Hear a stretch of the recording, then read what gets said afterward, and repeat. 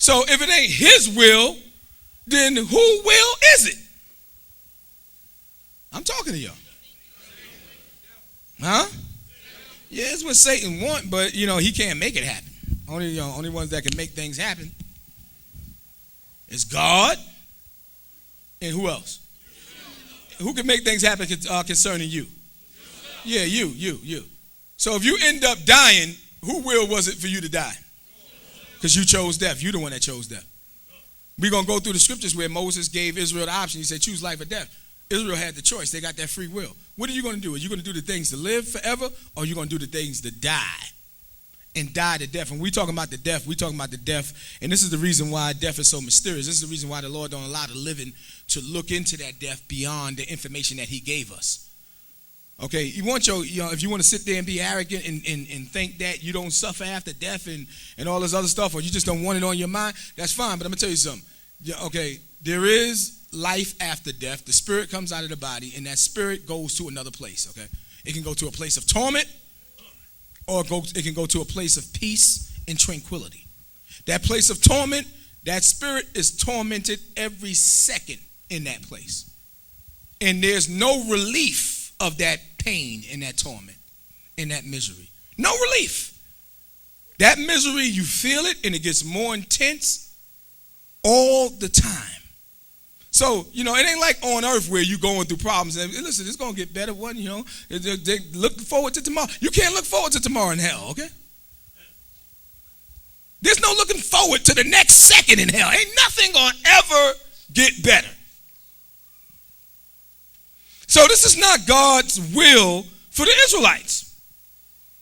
So what he did is he set up processes, and he set up things that you're going to only find in the truth, that if you using these things will keep you from going to hell. If you're obedient to these things will keep you out of hell. If you're disobedient and you start doing things Satan's way, then you're on your way to hell. Read it again from the top. Tell them where you at. Matthew 18:14. Even so, it is not the will of your Father, which is in heaven, that one of these little ones should perish. Read on. Moreover, if thy brother shall trespass against thee. What's the second greatest commandment? What's the second greatest commandment? Okay, this is a big deal. Say, again, he wants you to forget about it, act like it's, not a big deal. It's a pretty big deal. So when you're having a problem with another brother or another sister or whatever, and if that problem is not handled properly, you're on your way to hell. All the days that these things are not taken care of, they're going to be taken up by God the Father. They're going to be taken up in Jesus Christ's kingdom. Do everybody understand that? Everybody got that? So he left a way. If somebody do something to you and you think they did something to you that was against the laws of God, because the only thing that should be offensive is something that God said is bad. You can't be offended because a sister wore red, okay? You just, you got a problem here. And she had on that red dress that Archangel Awards. I was offended. I wore red too, and she knew I was going to wear red because I told her I was wearing red 2 days before the Archangel Awards. Actually, it was a week. No, that's not a reason for an offense. Now, you got a problem. You want to run somebody else's life and tell them what color they can wear, okay? An offense is somebody have done something to you and it's hurtful. And anything that is hurtful should be against God's law. That's how you judge these situations. The scriptures tell you that love worketh no ill towards his neighbor, okay? So if somebody did something and you hurting, what you come to counsel for is you come to counsel to see whether your feelings are justified and whether this person has really broken God's laws. So you got two things that is of a concern.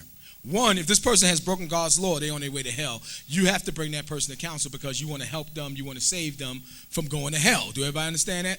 Also, you're looking for justice because you were hurt behind whatever it is this individual have done, and you don't want any negative feelings towards this individual, so you want to have that problem resolved, being that y'all can't resolve it yourself. Do everybody understand that? Everybody got that? So this is the process that God has given Israel to not go to hell when you have a problem with another Israelite. Do everybody understand that? Because you got a big problem once you have a problem with the Israelite. Your big problem is the second commandment. You ought to love your neighbor as yourself. So that problem that you have with that other Israelite, it has to be taken care of immediately. Do everybody understand that? Read it again. Matthew 18:15. Come on. Moreover, if thy brother shall trespass against thee, Come on. go and tell him his fault between thee and him alone. Read on. If he shall hear thee. Meaning, they understand what you're saying. They see what it is that you're saying that they did. And they accept it in a remorseful, and they apologize. And if you feel that happen, read on. Thou hast gained thy brother. There should be no more problems between you and that individual. Everybody understand that? Do everybody understand that? Read on. But if he will not hear thee. But if he say, listen, I don't know what you're talking about, that's your opinion. If he sit there and or she, and you try to tell him something and they start singing a song, ooh, na, na, na, na, ooh, na, na. And you're like, you hurt me. They start doing this. Then you just stop and be like, okay, you know what? We going to counsel. Do everybody understand that? Or if they just get their side of the story and they be like, well, I don't see that. I don't see what you're saying. You know, I think I had the right for such and such, such and such, and this is within my rights, and you ain't got no right to tell me whatever because that's not your right. Okay, then you supposed to be coming to counsel. Read on. Then take with thee one or two more, that in the mouth of 2 or 3 witnesses every word may be established. Read on. And if he shall neglect to hear them. Okay, so that situation is a counsel. 2 or more in my name, where Christ is talking about the counsel. It's not talking about your Aunt Susie that's going to agree with you on everything that you say. And your Uncle Lester and all that. What? She did that again? I told you about that woman. She ain't damn nothing to you, brother. But that's talking about the counsel. Okay. And if they neglect to hear what comes out in counsel, and this comes into respect. Okay. Which is Satan is working on that as well. A lot of Israelites is losing respect, okay, in this disrespectful world. And you just negative, and you got bad manners and bad morals, and you have not fixed yourself according to the way that Christ said that you're supposed to be, and how you're supposed to deal with one another and deal with brothers. And you start bringing that nonsense and that madness among the priests. And when you bring that stuff among the priests, when God done commanded that the priests get respect, he commanded the priests get respect the same way parents are supposed to get respect from children. Do everybody understand that? The scriptures tell you that parents are the children's first teachers. That's why he tell them to honor your parents. For children, the first commandment is to honor their parents, because how you going to learn about God if you don't want to listen to nothing that they say? If you all disrespectful. So with the priest, that's to say, the Lord made it a commandment. He said to give the priest double honor. It's a commandment. It's not something that you have an option to do. If you don't do it, you have broken the laws of God, and you are in some serious trouble. Okay, and you get a lot of that. You get a lot of people that come to counsel and think that the counsel is supposed to be on their side. And when they see it ain't going their way, they start to get disrespectful. And you start turning into something else.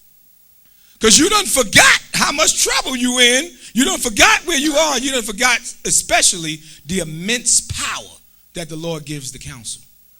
You done forgot that. And Satan got you.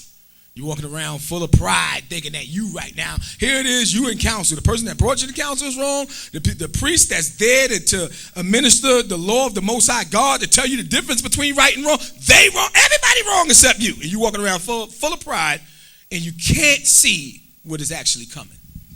Because the Lord is bringing, he's bringing some heat. So, again, you need to stay focused. This warning that I'm giving, this class is a warning. The sentence of death, okay? It's a warning. You got to stay focused. Don't allow yourself to get caught up into the doctrine of the devil and get yourself damaged up because you refuse to follow the instructions that Christ left for us in order for you to live forever, for you to be able to obtain that eternal life. So this way, through counsel, the 2 or more witnesses is the counsel, and if you neglect to hear the counsel, read on. Tell it unto the church. Read on. But if he neglect to hear the church, let him be unto thee as an heathen man and a publican. Okay, so that turn it unto the church is another counsel. The person is brought back to counsel because they wasn't doing what they were supposed to be doing. But this is a different counsel. This is a counsel that the person is being brought to is to be warned that this is the way of God and this is not an option. And I'm gonna give you all those scriptures. That this is the reason why we're here. Okay, the nation as a whole is commanded by God not to tolerate anyone that refuses to follow the law of God, that refuses to follow these instructions that's left in the Bible. There's zero tolerance for that. Once you're in that type of counsel and you still got that hard spirit on you and you still want to do what you want to do, that's it. Immediately you got to get out. You got to go. That's what this is talking about. Do everybody understand that? Now, look at how God started this off. He's not willing that any should perish, but if the decision is made, because once the decision is